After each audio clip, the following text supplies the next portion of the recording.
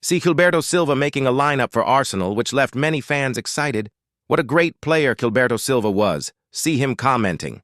Now, let's compare the current Arsenal crop and the era that you played in. You've tried to combine these, admittedly, not the easiest of tasks. No. So we're going to start off with your ultimate Arsenal team and who is in goal between those two eras, and you've gone for Jens Lehmann. Was there any question about David Raya, or was that a clear, easy one for you? No.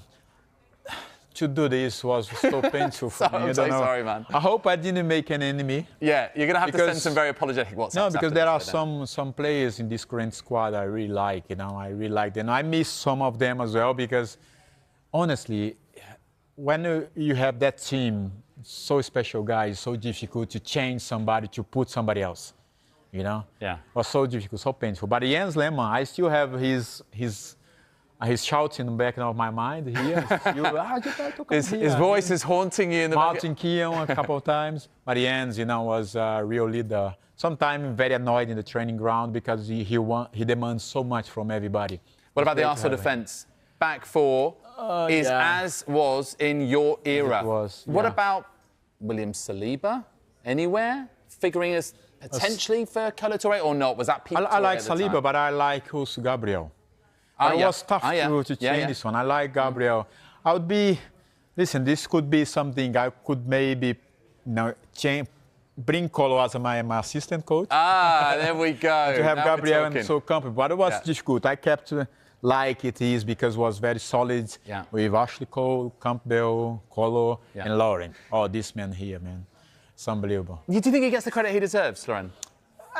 Well, listen, his position, sometimes my position, is the position you have to do everything for the team. Doesn't matter if the people give us the credit or not. But as long as we do the job right, this is our satisfaction. I get that. And you're that kind of person as well. It's not about the adulation or the reaction. It's about you as a professional football player doing the job that you're asked to do. OK, let's have a look at the midfield. Now, you can't pick yourself, so you've gone for, well, Patrick Vieira. If you're going to have a holding midfielder, do we even need to discuss this? I don't know. Let's move on to the next one, the next three.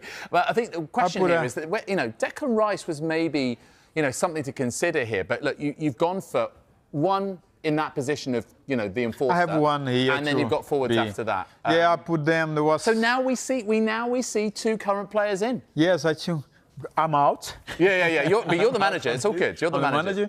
Yeah, those guys I really like. As I mentioned to you, David, there are some other players I really like, the way they style, the way they play, but I like very much Saka, Odegaard, the way he can make the combination. And then later on, when the guys see who is up front, maybe they will understand because he got the quality of the pass. But this is the thing. Look, I mean, Bukayo Saka is clearly is such a talismanic talent.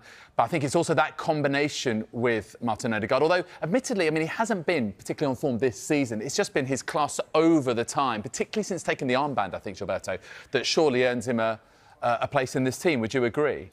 Well, listen, I think they got quality, their quality. But you see, he's still a young boy.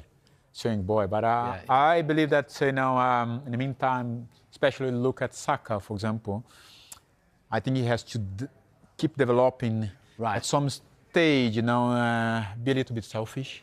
Okay. So do you think he's not selfish enough? Sometimes, as a player who plays up front, you have to be a little bit selfish. I wasn't that type of guy because I had to work for the others. But as a striker or attacking players, at some stage, it can be for him and also for Martin Odegaard because sometimes I watch him. He tried always to feed the other guys.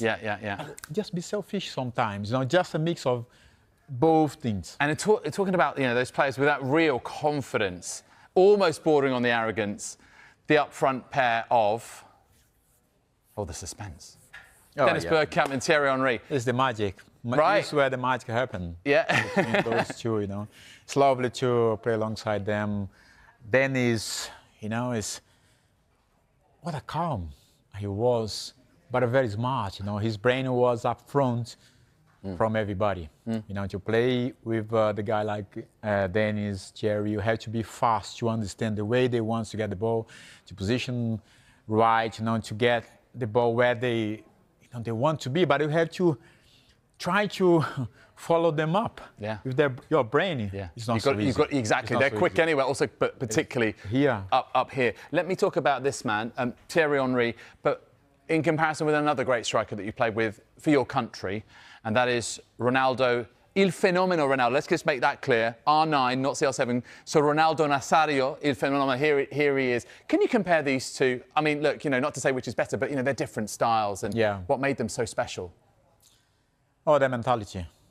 Their mentality. Okay. Their mentality, always look on to the goal. I want to score the goal. I want to be the best in the game. I want to, in the end of the season, be the top scorer.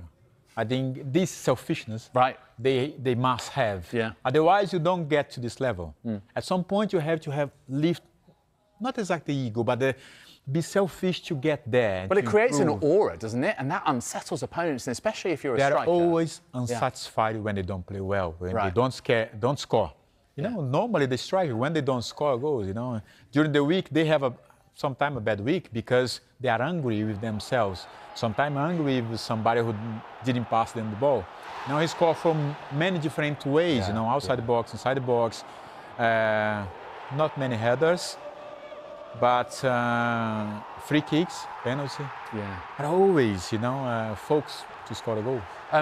Obviously, we're in a situation now with Arsenal where people are crying out for a striker, right? We're talking about the likes of Benjamin Sesko or Victor Gyökeres. I mean, they just don't make them like they did in your day, did they? This was a unique era. But you look at what's in the market now, it's hard to measure up, isn't it, Shiva? It's hard, especially if the people want to compare with those kind of guys. Yeah. Because who watch those guys play, they enjoy a great part of football. Yeah, not that does not have nowadays, but the styles are totally different, But here's the other thing, though, and I think you're being so wonderfully sort of self-deprecatory, but, you played with Ronaldo Nazario, you won a World Cup. You played with Thierry Henry, you became an invincible. I reckon if we plug you into the current Arsenal team, maybe they start winning titles. Maybe you come out of retirement. I know you've got a slightly injured knee at the moment. I think that you would have a contribution to make. All right, on the way, we're going to be chatting Brazil.